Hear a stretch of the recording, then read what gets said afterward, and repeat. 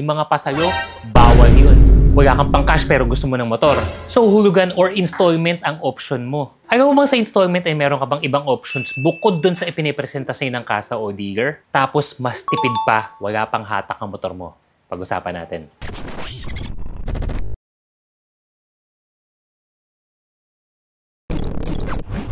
Pero bago natin ito gaya, napansin namin na marami pa rin sa inyo hindi naka-follow or naka-subscribe sa ating mga channels and pages. Malaking tulong ay inyong mga like, comment, and share para mas marami pang mga matulungan at makapanood ang mga video natin katulad ito. Follow na!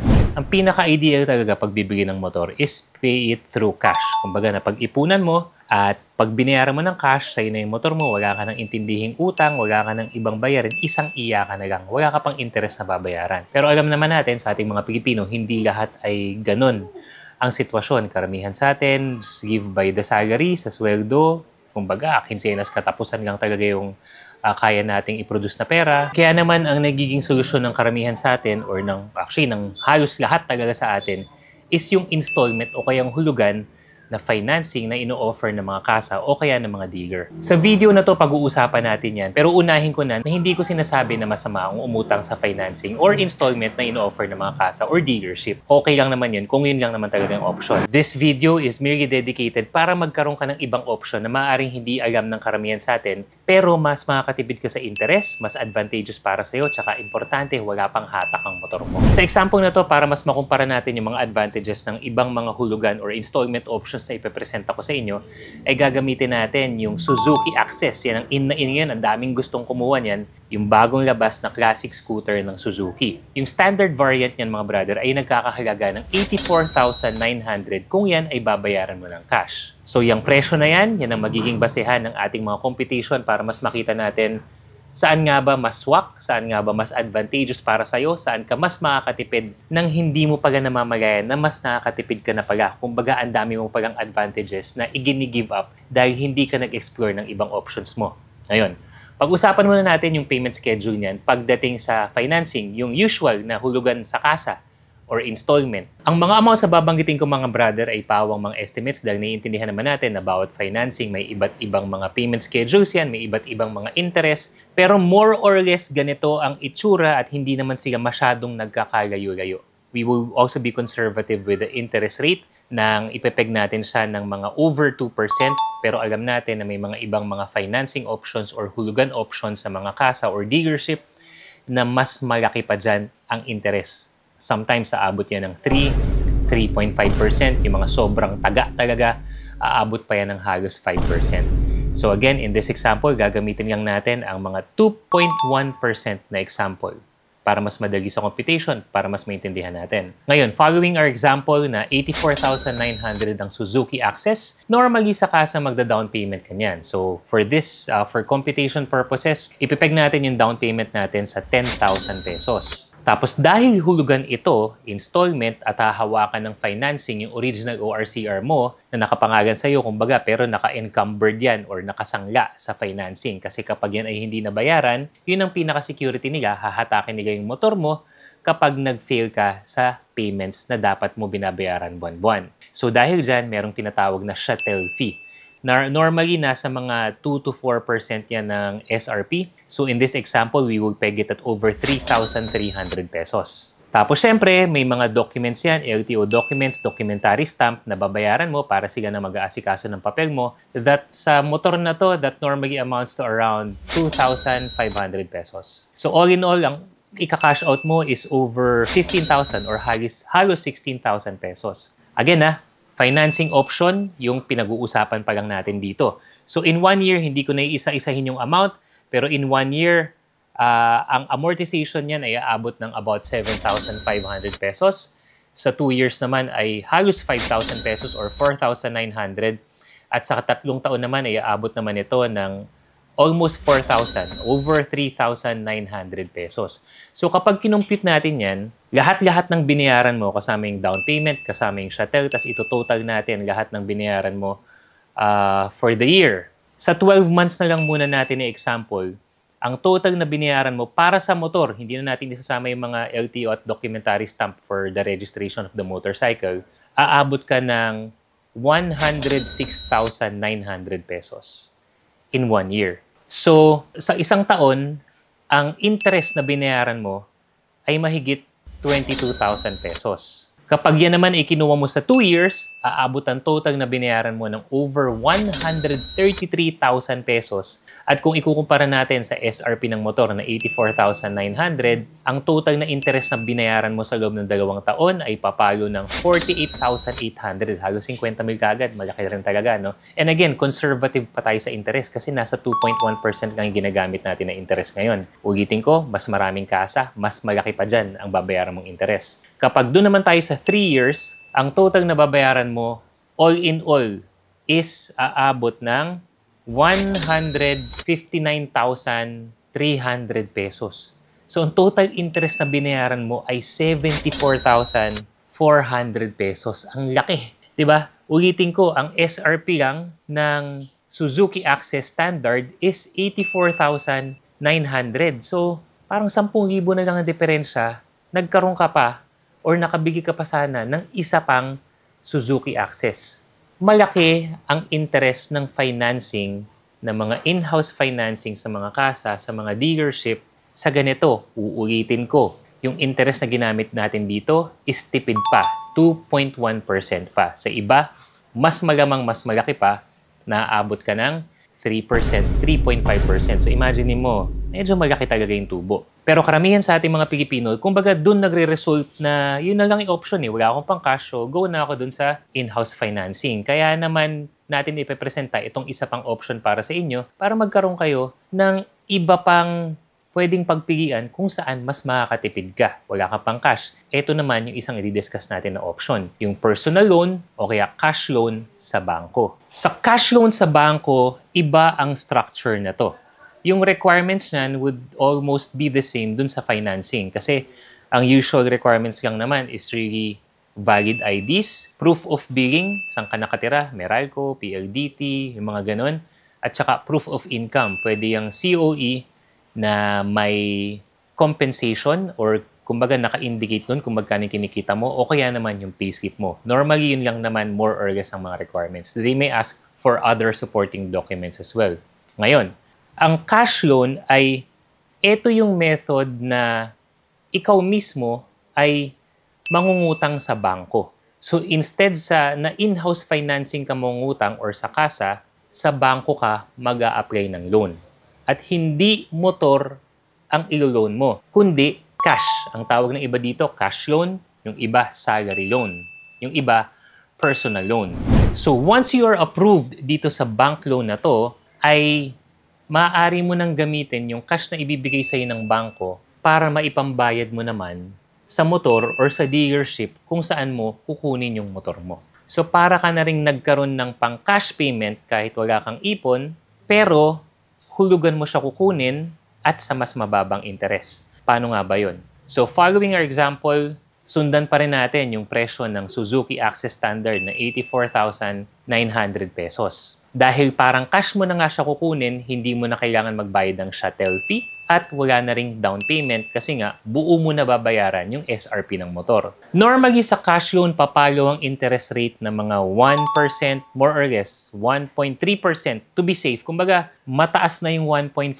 Sa experience ko mga brother, ginawa ko na rin to dati. So kung mapapansin nyo, yung pinakaunang video ng motor ni Juan back in 2019, nung ako'y kumuha ng motor ko, cash loan ang tirada ko dyan. So, mas nakatipid ako sa interest, as nakuha ko yung motor ko or nabili ko yung motor ko in cash. So, proven ko na to at hindi sabi-sabi lamang. Mas maliit din ang interest na binayaran ko. So, ang discard niya, nag-apply ako ng cash loan or personal loan sa bangko, binigay sa akin, na-approve ako, yung cash na binigay sa akin, yun naman ang ipinambayad ko ng motor ko. So, I did not have to pay for the shuttle fee at saka syempre no down payment kasi kakash na nga eh. So, doon pa lang nakatipid na ako. Sa 1.3% na interest, sa loob ng isang taon, ang babayaran mo na monthly amortization ay nasa over 8,100 pesos. Ulitin ko, wala kang ika-cash out dyan. Rekta, rekta installment na kasi nga, ang bangko ang nagbigay sa'yo ng cash. Kung sa 2 years mo naman siya kukunin, ay papayo yan ng mga 4,600 pesos. So, ganun siya. Kung sa 3 years naman, papalo siya ng over 3,400. Pero ang napansin ko lang kalimitan sa cash loan ay hindi naman na talaga umaabot ng 3 years. Kadalasan yan, mga 1 or 2 years. Ngayon, ganito. Kung ikukumpara natin kung magkano ang total interest na binayaran mo, again, sa 1.3%, yung iba kasi na-approve yan sa mas mababa pa na amount or na interest. Nasa 1%, nasa mga 0.97%, ganun siya mga brother. So kung sa isang taon, pag sinuma total natin yun, ang binayaran mo in total is over 98,000. So natubuan ka ng 13,000 pesos. Sa 2 years naman, suma total, ang binayaran mo dito sa cash loan option is 111,000. Na-interesan ka ng total na 26,000 pesos. Hanggang doon naman yung comparison natin, yung 1 year at 2 years. Kasi nga, sa cash loan, bihira naman yung 36 months or 3 years. So, kung isusuma total natin ito mga brother, yung total interest na binayaran mo sa in-house financing for 1 year is 22,000. Sa cash loan, 13,000. Sa 2 years naman, ang total na binayaran mo sa financing is 48,000 or 48,800. Sa cash loan naman, 26,400. Malaki talaga yung diferensya. So that in itself presents you an option bukod sa in-house financing kung saan ganun din naman. Hulugan mo din naman babayaran, pero ito, mas dihamak na mas makakatipid ka sa interest. Ano rin ang ilang mga advantage pa kapag cash loan at hindi in-house financing ang ginamit mo? Una, sakaling may mangyari at hindi ka makabayad ng utang mo buwan-buwan, walang hatak ang motor mo. I should know mga brother. Again, na-experience ko niyan. Hindi sa hindi ako nagbayad, pero binasa ko ang kontrata at may mga brother tayo na nakapag-cash loan na kapag hindi ka nakabayad, hindi hahatakin ang motor mo. Bakit? Wala kang pinirmahan sa bangko na ang cash na ibibigay sa'yo ay papambili mo ng motor. Hindi na nila alam yun. Malay ba nila kung yung cash na kinuha mo or inutang mo ay ginamit mo pang travel or pang paayos ng bahay mo o kung ano man. Kaya yung motor mo hindi naka-collateral. In case you are defaulted pagdating sa payment, then walang hatak yung motor mo. Yun lang, may tama yung credit standing mo which will affect your future loans. So dapat, ingatan pa rin natin yan. Kaya nga sabi ko lagi, di ba, ang utang dapat bayaran. Pangalawa, syempre, gaya ng paulit-ulit natin sinasabi sa video na to, mas tipid ka sa interest. Ang layo ng interest na talagang matitipid mo dito. Pangatlo, pagkabayad mo niyan, after a few days or weeks sa iba, hawak mo na kagad yung original ORCR mo. So in case you have to sell your motorcycle, magsawa ka o kung ano man, then wala kang problema na ibenta na agad yung motor mo kasi fully paid na. Ikaw nang bahala mag-decide kung anong gagawin mo sa motor na yon. At dahil cash mo na nga binigay yung motor mo o duhulugan mo babayaran yung utang mo sa bangko, wala na siyang chattel fee kasi cash na nga eh. So yung ORCR ng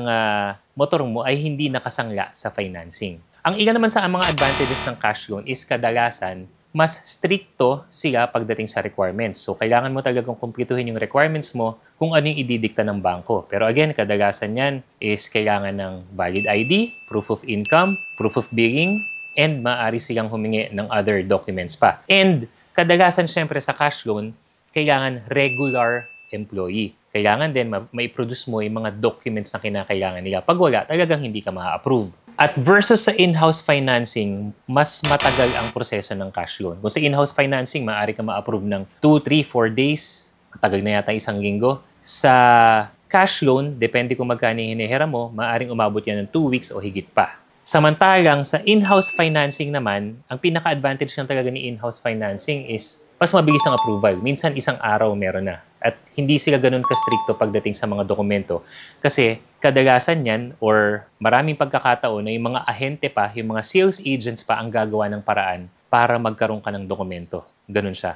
Ang mga disadvantage yan, una, syempre, mas malaking interest, gaya ng nabanggit natin sa inyo. Pangalawa, hindi mo basta-basta pwede ibenta yung motor mo. Yung mga pasalo, tandaan nyo ito mga brother, yung mga pasalo, bawal yun. Although nangyayari yan ngayon, kapag ikaw ay pinasalo mo yung motor mo, kumuha ka ng cash, meron kang buyer, siya na yung magtutuloy ng hulog mo dyan sa monthly mo sa motor, kapag hindi nagbayad yung pinagbentahan mo, ikaw pa rin ang hahabulin ng bangko o kaya ng financing. Kasi bawal talaga yun mga brother. Para yan ay maipasalo mo sa tamang proseso ng financing, dapat yan i-approve ng financing institution. Ibig sabihin, yung buyer mo, i-apply niya mismo yung sarili niya nasasalo nung utang mo. Ganun siya. Hindi siya yung, ikaw na, pasalo ka na, ikaw na magbayad ng monthly. Pasensya na kayo, may aso sa background kung naririnig nyo dahil pinasok namin yung mga aso dahil sa ongoing na bagyo. At isa pang disadvantage to, syempre, unlike the cash loan, pag sa financing at hindi ka nakabayad, hatak ang motor mo. Kasi, ulitin ko, sa in-house financing, nakasanla, naka-collateral yung motor na kinuha mo. Diba? Kaya nga nila hawak yung original na ORCR niyan.